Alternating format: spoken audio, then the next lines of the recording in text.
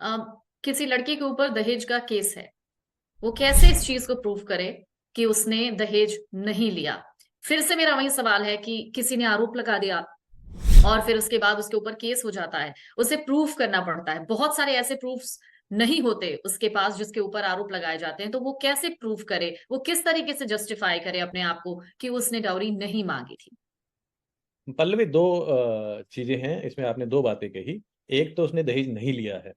तो पहली बात तो 498A दहेज लेने या देने से संबंधित नहीं है। दहेज का आदान प्रदान हुआ है शादी में या नहीं हुआ है, उसके लिए दहेज डॉवरी प्रोहिबिशन एक्ट की सेक्शन 3 और 4 का प्रयोग होता है। 498A दहेज के लिए की गई प्रताड़ना के बारे में है।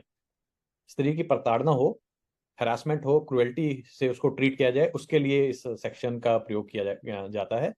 और जैसा कि अधिकतर सेक्शंस में नहीं, लगभग सभी सेक्शंस में 304 भी एक अपवाद है या 376 एक अपवाद है, उसके अंदर बाकी सारे सेक्शंस में प्रोसिक्यूशन को ही ये प्रूव करना होता है कि अपराध अपराधी ने किया है।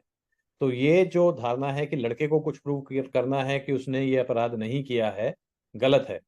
Accused has right of silence, वो इस मुकदमे में भी लागू होता है और सिचुएशन में भी लागू होता है। सभी प्रूफ प्रोसिक्यूशन को ही करना है। प्रोसिक्यूशन में लड़की भी शामिल है, उसके माता पिता भी शामिल है, उन्हें ही आकर गवाहियां देनी होंगी, उन्हें ही सबूत देने होंगे कि कब दहेज मांगा गया, कब दहेज के लिए प्रताड़ना की गई, वो प्रताड़ना कैसी थी, ये सब करना होगा। फिर से टोनी कहता जी, हूँ। क्या क्या क्या, क्या ये सिर्फ ओरल स्टेटमेंट होनी चाहिए या किसी तरीके का कोई रिटन फॉर्म में होना चाहिए जो आरोप लगा रहा है? देखिए, हमारे कानून में दो तरह के प्रूफ्स होते हैं। एक होता है डॉक्यूमेंट्री और एक होता है ओरल, जिसको कहते हैं चश्मदीद गवाह। आज की तारीख में वीडियो ऑडियो रिकॉर्डिंग्स बड़ी इजीली अवेलेबल हैं, चिट्ठियां पत्रियां भी लिखी जाती हैं।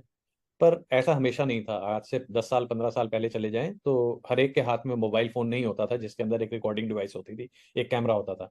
ऐसा कतई नहीं था। तो तब भी अपराध प्रूव होते थे, तब भी अपराध साबित होते थे, तब भी अपराधों में सजा होती थी।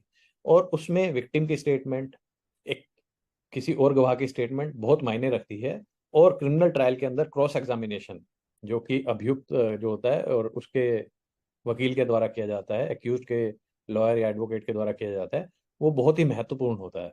क्योंकि उसमें ही जो विक्टिम की गवाही है या विक्टिम के सो कॉल्ड विक्टिम की गवाही या सो कॉल्ड विक्टिम के जो रिश्तेदार हैं उनकी गवाहियां हैं, वो कराई जाएंगी, उनका क्रॉस एग्जामिनेशन किया जाएगा और उसी से साबित होगा कि क्या अपराध हुआ है या नहीं हुआ है।